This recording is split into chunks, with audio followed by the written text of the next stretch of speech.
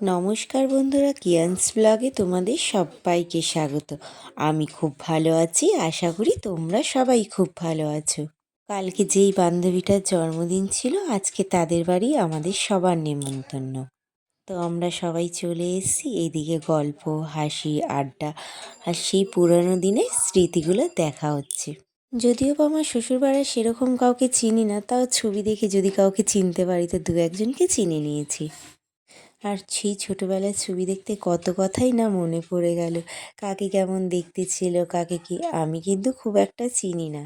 এদিকে আমি একা ভিডিও করছি দেখে আমার সব কটা পাগলি বান্ধবীগুলো ছুটে এসে বলছে আমি বাদ, এ বলছে আমি বাদ। হাসি ঠাট্টা করতে করতে আমার বান্ধবী নিয়ে চলে এসলো সন্ধ্যের খাবার। এ নাও গাইস, এসে পড়েছি তোমাদের জন্য গরম গরম কফি নিয়ে।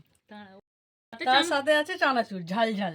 শীতের সন্ধ্যায় সবাই জমে যাবে, জমে যাবে, সন্ধ্যেটা জমে যাবে। চিপস হলে ভালো হতো। আমি তো চানাচুরের বাটিটাই নিয়ে নিয়েছি। তোকে একা দেয়নি। ওদের বাড়ির না কফিটা আমার খুব ভালোই লাগে, খুব সুন্দর হয়েছিল। আর তার সাথে চানাচুর, এই খেতে খেতে আমরা গল্প করতে করতে দেখেছি সময় চলে এসে, তো রাত্রিরে খাওয়ার রেডি।